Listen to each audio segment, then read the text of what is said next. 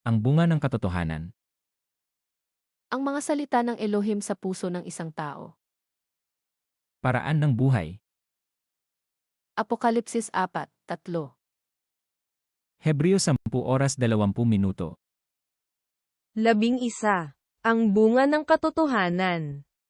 Ang heartland. Alisin ang kasinungalingan sa iyong puso at gawin itong mabuting lupa, maghasik ng mga binhi ng katotohanan, at magbunga sa pamamagitan ng paglinang ng katotohanan.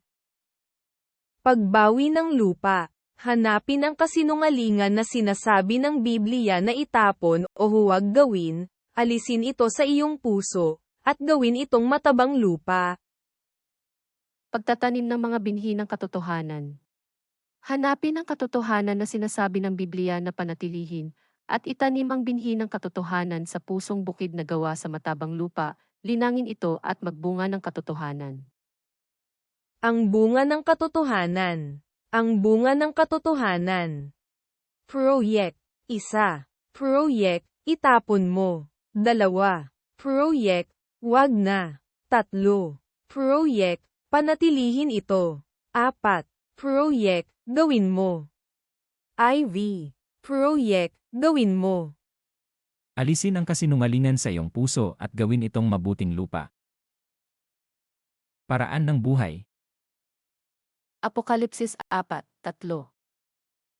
Hebreo 10:20.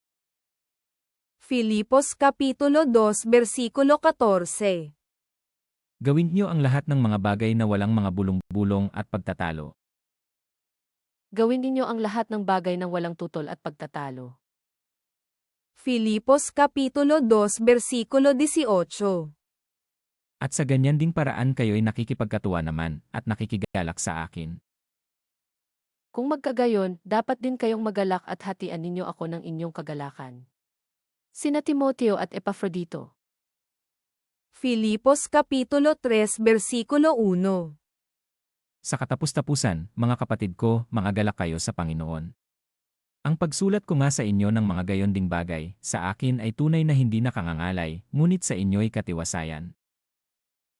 Ang tunay na pagiging matuwid, sa wakas, mga kapatid, magalak kayo sa Panginoon. Hindi kaabalahan sa akin na ulit-uliting isulat sa inyo ang mga bagay na ito, at ito na maisa ikabubuti ninyo. Filipos Kapitulo 3 Versikulo 2. Magsipagingat kayo sa mga aso, magsipagingat kayo sa masasamang manggagawa, magsipagingat kayo sa mga sa pagtutuli. Mag-ingat kayo sa mga taong asal hayop, mahihilig sa paggawa ng masama, at nagpupungos ng maselang bahagi ng katawan. Filipos Kapitulo 3 Versikulo 17. Mga kapatid, kayo'y magkaisang tumulad sa akin, at tandaan nyo ang mga nagsisilakad ng gayon, ayon sa halimbawang nakikita nyo sa akin. Mga kapatid, magkaisa kayong tumulad sa halimbawang ipinakita ko sa inyo. Kami ang gawin ninyong huwaran. Masdan ninyo ang lahat ng sumusunod sa mga halimbawang ito. Filipos Kapitulo 4 Versikulo 1. Kaya nga, mga kapatid kong minamahal at pinananabikan, aking katuwaan at putong, magsitibay nga kayo sa Panginoon, mga minamahal ko. Magalak kayo sa Panginoon, kaya nga, minamahal kong mga kapatid aking kagalakan at karangalan na lagi kong kinasasabi kang makita uli magpakatatag kayo sa inyong pamumuhay na nakaugnay sa Panginoon. Filipos Kapitulo 4 Versikulo 2. Ipinamamanhik ko kay Euodias, at ipinamamanhik ko kay Sintike, na magkaisa ng pag-iisip sa Panginoon. Euodia, Sintike, nakikiusap ako sa inyo. Magkasundo na kayo bilang magkapatid sa Panginoon. Filipos Kapitulo 4 Versikulo 3. Ipinamamanhik ko rin naman sa iyo, tapat na kasama sa pagtulong, na iyong tulungan ang mga babaeng ito, sapagkat sila'y nangagpagal na kasama ko sa Evangelyo, at kasama rin naman ni Clemente, at ng ibang aking mga kamanggagawa, na ang kanilang pangalan ay nangasa aklat ng buhay. Ipinakikiusap ko rin naman sa iyo, tapat kong kasama, tulungan mo ang dalawang babaeng ito.